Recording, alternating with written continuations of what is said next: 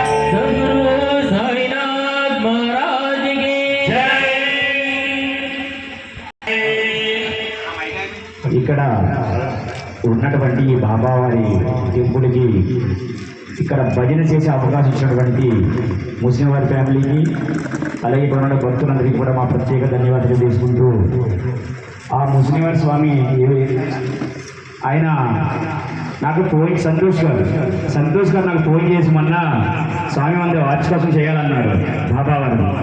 అలాగే స్వామి నేను ఎంతవరకు మీకు సాయం చేయగలను అంతవరకు మటుకు నేను చేయగలని చెప్పి నేను భజన కార్యక్రమం సౌండ్ సిస్టమ్ ఇవి నేను చూసుకుంటాను స్వామి, మీరు డెకరేషను భోజనాలు మీరు చూసుకోండి స్వామి అని చెప్తా. కానీ ఆయన డెకరేషన్ చేయడానికి అవకాశం లేక అది కూడా నాకే పురమాయించాడు. నేను ఒక ఫ్రెండ్కి ఫోన్ చేసి స్వామిలాగా బాబాగారికి డెకరేషన్ చేయాలంటే ఆయన నిన్న 4 గంటల దాకా వస్తానని చెప్పి నేను రాను అని ఫోన్ చేసి చెప్పాడు. ఏం చేయాలో తెలియదు. బాబాగారి కార్యక్రమం వార్షికోత్సవం ఆయన ఎక్కడో దూరం నుంచి వచ్చాడు. సరే అని చెప్పి నేను కడిగితే ఒక ఆయనకి ఫోన్ చేసి స్వామి నా బాబాగారికి గుడికి టెంపుల్కి డెకరేషన్ చేయాలి స్వామి అంటే నాకు తలపాలుగా ఉన్న స్వామి నాకు జ్వరంగా ఉందన్నారు. కాదు స్వామి నీకు ఏ ఎల్లట్టు నేను ట్యాబ్ కూడా కొనిస్తాను రా స్వామి అన్న. అలాగే రాత్రి కడుపులంగా 6:30కి వాళ్ళు అక్కడ ఉన్నారండి. నేను కార్ వేసుకుని వెళ్ళి పువ్వులన్నీ తీసుకుని ఇక్కడికి వచ్చి డెకరేషన్ రాత్రి 12 అయ్యింది. ఇంత కార్యక్రమం ఆ బాబా జరిపించుకున్నారంటే ఆ ముస్లిం ఫ్యామిలీకి ఉన్నటువంటి భక్తి అటువంటిది. అలాగే ఆయన పాపం బంధువులను పిలిచారు, చక్కగా చుట్టాలను పిలిచారు, అందరినీ పిలిచారు. అలాగే ఆయన విజయవాడ నుంచి గుంటూరు బయలుదేరారు స్వామి.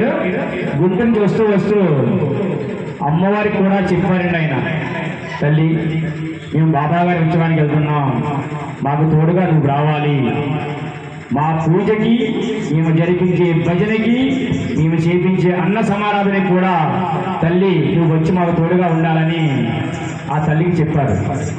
అలాగే ఆ తల్లి ఇప్పుడు విజయవాడకి బయలుదేరి వచ్చారు చక్కగా.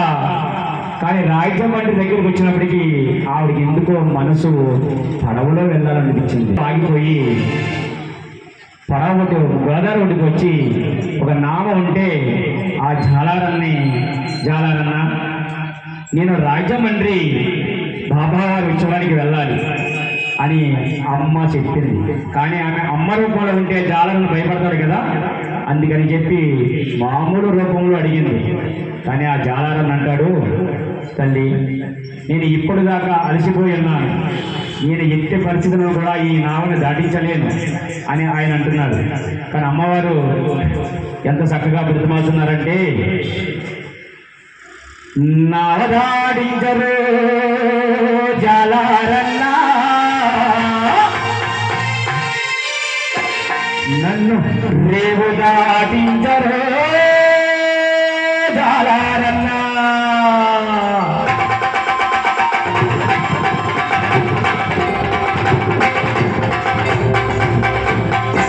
నవదాడించరు జాలారన్న నన్ను రేవు దాడించరు జాలారన్న.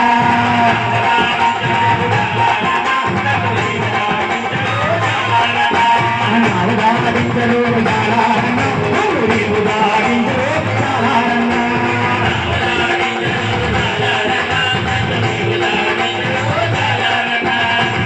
ఎంతో చక్కగా అమ్మవారి ప్రతిపడుతున్నారండి జాలారన్న.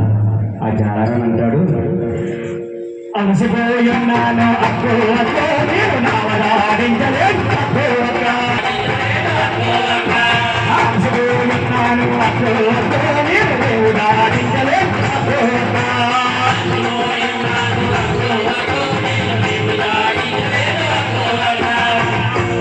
అయినా సరే అక్క మరలా చక్కగా బ్రతిమాలుతుందండి.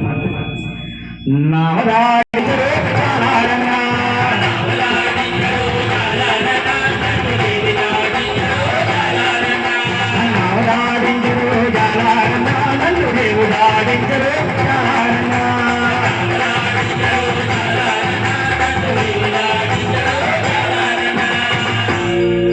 అక్క నువ్వు ఎంత బ్రతిమాలినా నా నోట్లోంచి వచ్చేది ఒకటి, అలసిపోయున్నాను అక్కో నేను నవదాడించలేను అక్కో.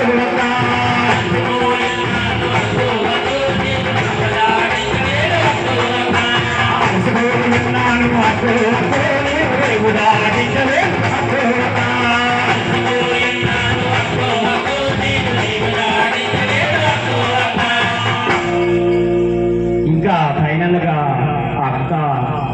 ఒక్కసారిగా ట్రై చేద్దామని చెప్పి ఇంకో విధంగా జాలరన్న చెప్తుందండి. ఎలాగయ్యా అంటే సంటి బిడా తల్లిని జాలారన్న నన్ను ఊరాడించరు జాలారన్న.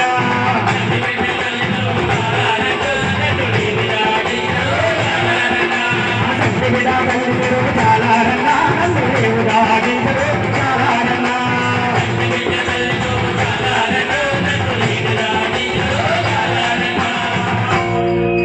జాలరన్న ఎంత బ్రతిమాలినా నామటికి దాటించట్లేదండి.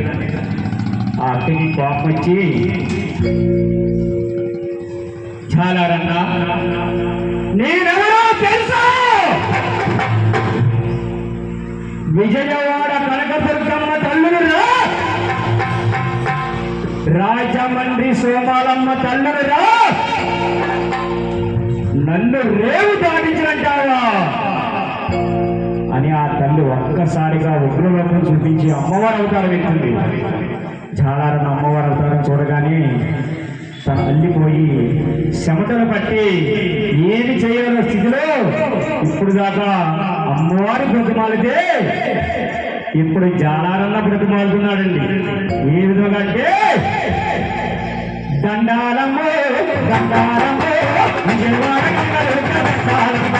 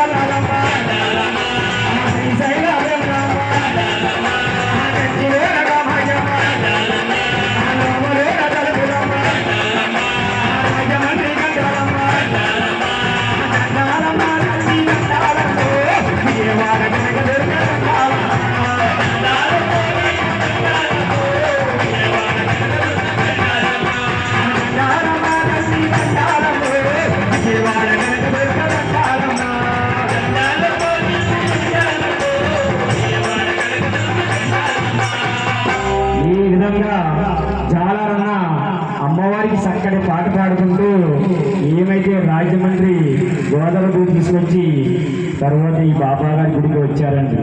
ఆ తల్లి అందరికీ కనిపిస్తుంది. అందరూ కూడా జీవితాన్ని దండం పెట్టుకోండి. వచ్చిన తర్వాత జాలరన్న ఏం చేశారండి, ఇక్కడ భజన చేస్తున్నటువంటి కుమారస్వామి గారికి అప్పగించేశారు అమ్మవారిని. క్షమాపణ చెప్పుకొని నీ దగ్గరికి తీసుకొచ్చాను స్వామి. అలాగే కుమారస్వామి గారు అమ్మవారికి భద్రకాయ నైవేద్యం పెట్టి చక్కగా ఆరగించి మరి ఆయన భజన గీతాలు బాగా పాడారు కదండి.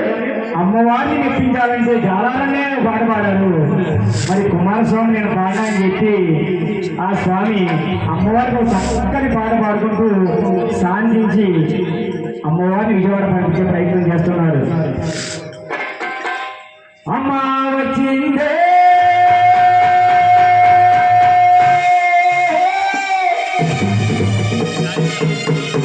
తల్లి వచ్చిందే